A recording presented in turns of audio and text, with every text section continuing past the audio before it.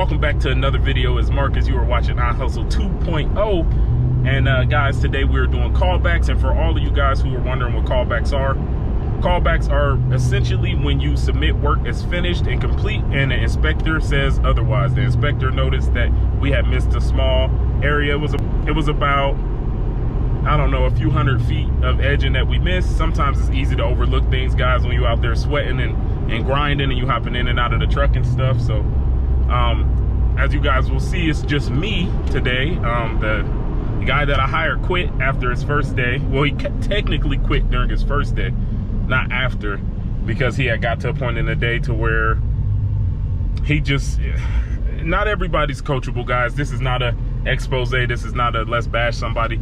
Long story short, wherever you are, if you're employed or if you're working for yourself, make sure that you are coachable. That's a proper tendency to have in this world. You have to be coachable. I work for myself. I own my own company. I still have to be coachable. It doesn't matter. That's not a trait that goes away once you get to the position to work for yourself, or get to a position to where you work for yourself. I'm sorry. So yeah, make sure you're coachable. Make sure that you're not arrogant enough to think that you know things that you don't know. Make sure you're always open to learn, and make sure that even if you know things, you still listen to someone else explain them, because you never know when your perspective can shift. But anyway, long story short, I went to do the callbacks, as you guys will see soon.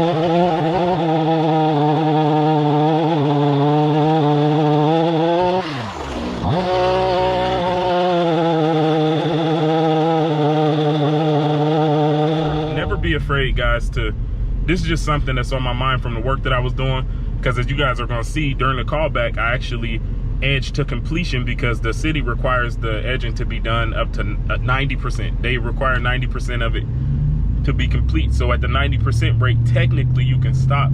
However, that's not where I stop at, because the imagery that I have and that I project for my company is much greater than that. I expect things to look correct. I expect things to be correct, because if I pay someone to come mow my grass, I expect everything to look as such. So I always go above and beyond. Now, guys, don't take that advice the wrong way, because I know a few of you watching at least are somebody who wants to start a company like this, or maybe a different company.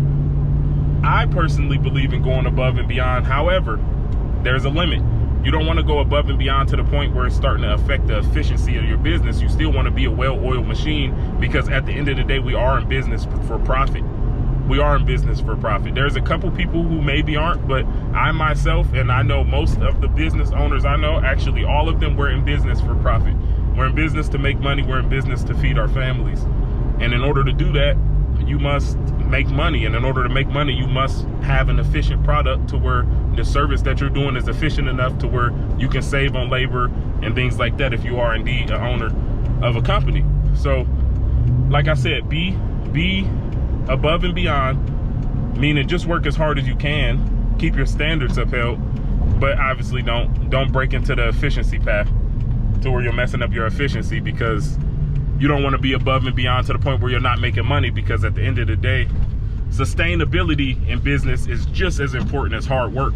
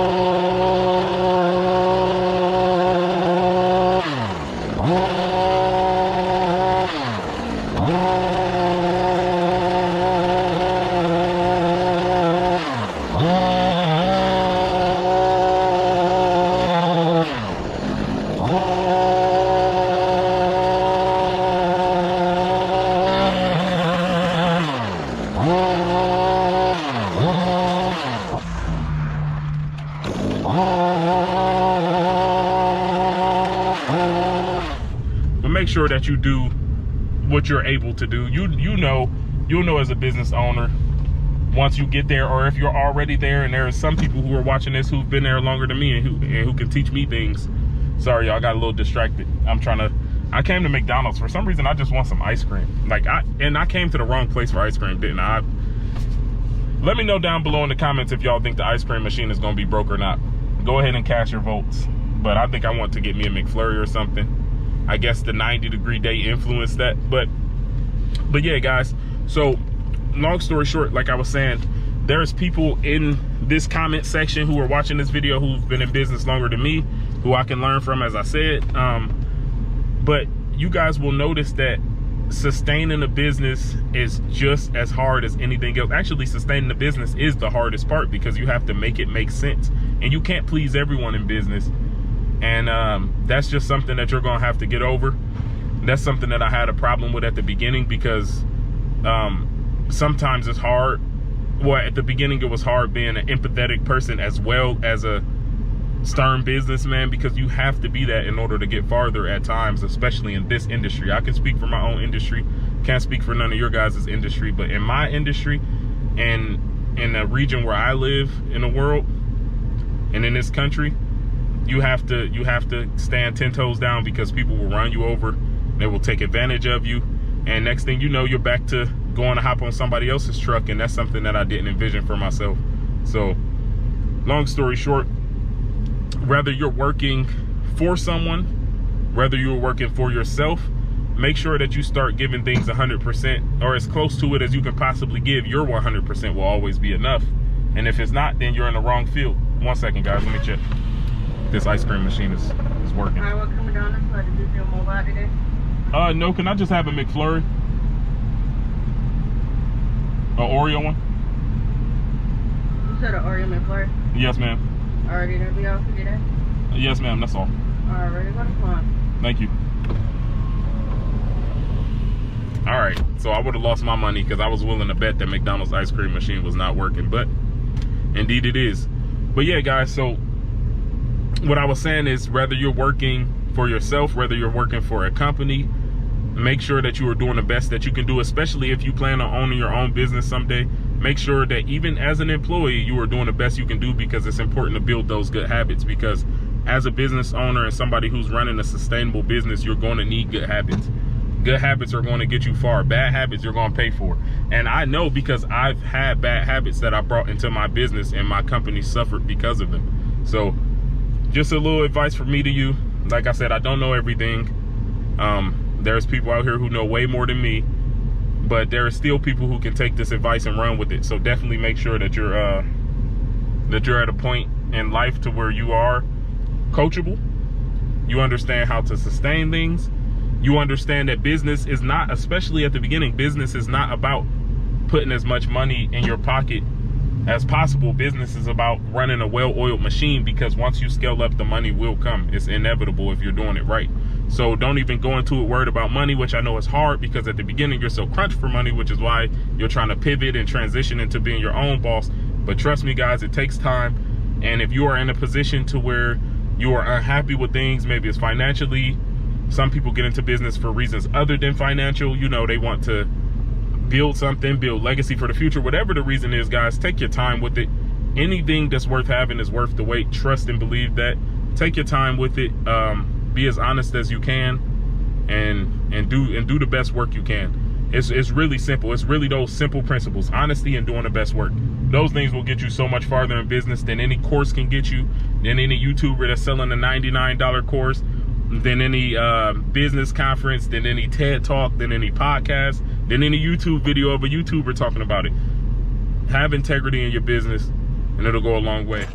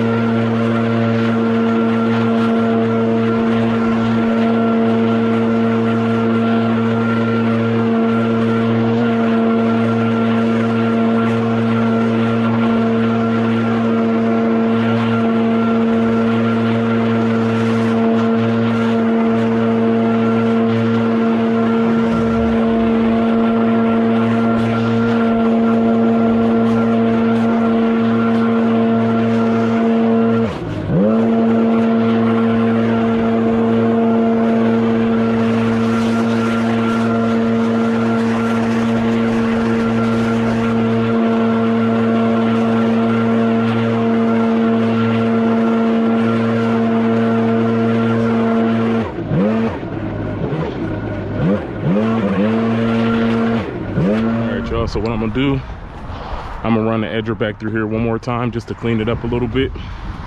Although this is technically clean enough for the city, because the city only expects 90% completion of edges according to the contract. However, 90% is not satisfactory to myself and to the standards that I hold myself to and my company, you know, because this is a reflection of my company. So therefore we will be going over them one more time, just because you can do something the right way, you might as well do it. That's the way that I was raised, and that's what I'm sticking to. So I'm gonna go ahead and throw on a fresh edger blade. Makes the cleanup a whole lot easier. And then we're gonna go back over these one more time, blow it off, and that completes the callbacks for today. And I will be good.